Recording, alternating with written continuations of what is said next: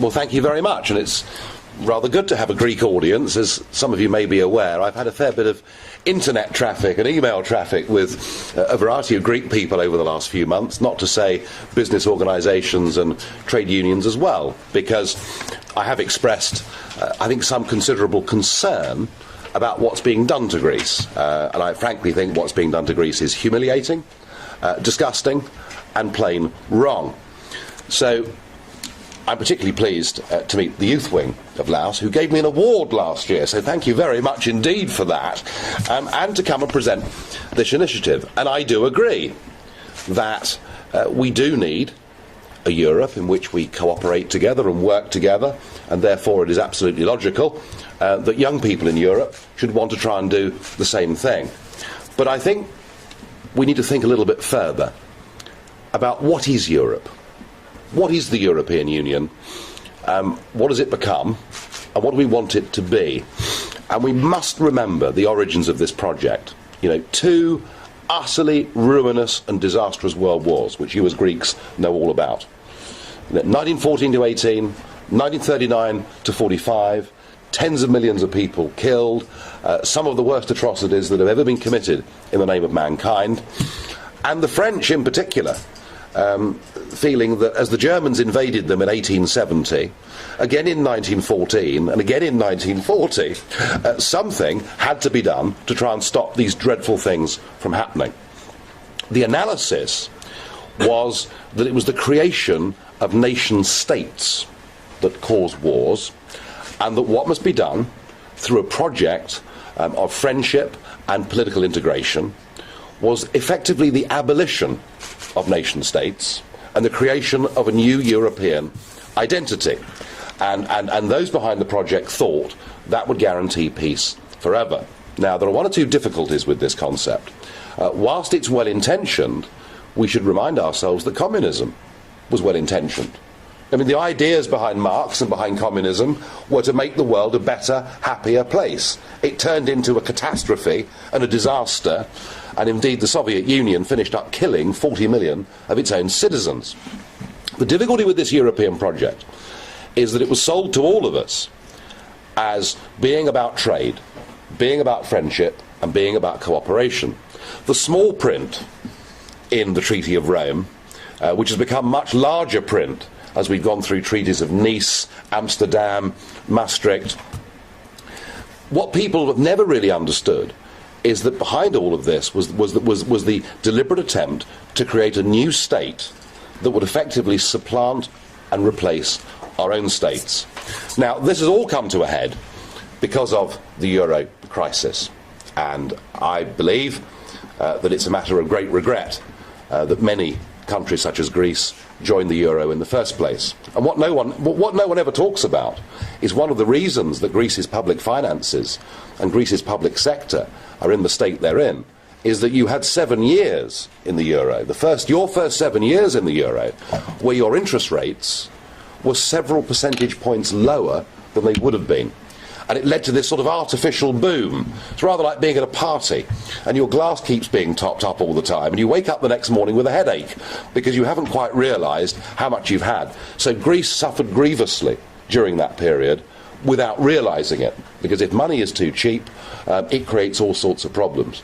But you're now in this position where, as a result of the bailouts and as a result of the conditions that are being imposed upon you, I think two things are happening. The first is that in democratic terms, the country that actually invented democracy, which is you guys, have now, and you should be very proud of that too, the country that invented democracy now finds itself, I'm afraid, reduced to a state where your Prime Minister, Papandreou, was effectively removed and replaced by a placeman, and where the Troika arrive in Athens and tell your current government what they may or may not do. That is, frankly, in democratic terms, humiliating.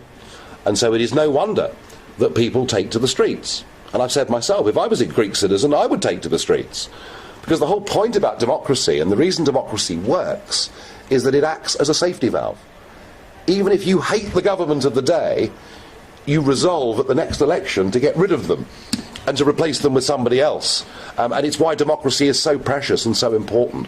But if people feel that right has been removed from them because the power has gone somewhere else, then I'm afraid all they're left with is civil disobedience. So that worries me too.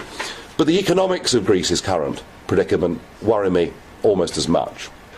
If we think back to previous recessions, if one thinks of the 1930s, buddy, can you spare a dime? In America. And in England we had the Jarrow marches, where unemployed men marched from the north of England to Parliament to say, please, we must have work or we can't feed our children. If I look back at Britain's worst ever economic period, our economy contracted by 10% from the beginning of the crisis to the end of the crisis. The Greek economy has contracted by just over 15% in the last 5 years. The worst news is, if we look at the fourth quarter of 2011, we see that rate of decline has now accelerated to an annualised rate of 7%. So by the end of this year, the Greek economy will have contracted from top to bottom, from 2008 to the end of 2012, by something like 25%. This is impossible. This is completely and utterly impossible. You already have 50% youth unemployment. 1 in 4 private businesses has gone bust. And the medicine that you're being made to take is more austerity. So you're in a deflationary spiral and you're being told to take yet more punishment. And this is happening because Merkel and Sarkozy and the others are desperate to preserve the euro and to preserve the European project. So you're to be sacrificed. You don't matter. Greece doesn't matter. The people of Greece don't matter a damn compared with the well-being of the euro project. And I think, frankly, what you have been made to sign up to is going to destroy you completely economically. I think it is as grim as that. Now the question is, what are the alternatives? And alternatives are very, very difficult. I remember when Argentina was pegged against the dollar, she found herself in a really impossible position. But the day before, in 2001, the Argentinians broke the peg with the dollar.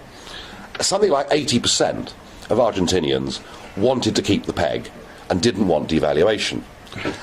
And the situation in Greece today is the same, that most people in Greece want to stick with the euro and not go back to the drachma. And the reason is that if you go back to the drachma overnight, your money is going to be worth 60% less overseas than it currently is. And that is a very bitter and a very unpleasant pill to swallow. But I think it is something that you are going to have a debate about, because these people here are not going to change the rules. These people here are not going to give in on their austerity packages. They're not going to give in with their continual, frankly, humiliation of your country. And I think you need to have a really big, proper debate about how you take the pain of devaluation. And it will be very, very painful. There's no easy way out of this for Greece. You are stuck in a bad place. But I do think history shows that when countries do take the pain, and one thinks of Argentina in 2001, one thinks of Iceland in 2008. Did you know the Icelandic currency fell 80% after their banks went bust? Interest rates were at 21%. I mean, it looked like, not just the volcanic eruptions that year, but it looked like Iceland was finished. And yet, as we go into 2012, the Icelandic economy is due to grow this year at 3%. Argentina has done wonderfully well since she broke the peg. So it isn't for me to tell you what you should and shouldn't do, but my serious advice to you is that, and goodness me, the youth wing can play a very valuable role in this. There needs to be a proper intellectual and economic debate that goes on in Greece and amongst your friends around Europe, and you have got friends around Europe, and I would like to think that we, as the United Kingdom, have always been good friends with Greece, but you've got to consider swallowing this very, very bitter, difficult pill. I personally think it is the only way that you're going to get growth back into the Greek economy. And I think, a 2/3 devaluation, your tourist industry will boom within a fortnight. Your export markets, whether it's your olive oil or whatever it may be, will suddenly become incredibly competitive. And I think at some point in the next year or two, that is what you're going to have to face up to. I, for my part, will encourage this initiative, and you have my assurance on that. I, for my part, will continue to speak up for the very principle of democracy that you invented, and I, for my part, will continue, through my position in the European Parliament, to point out that humiliating people can only lead, unfortunately, to violence and unpleasantness. So I will continue to speak up for you, but I do say to you, you're going to have a very tough and very difficult debate over the next year or two. Thank you very much.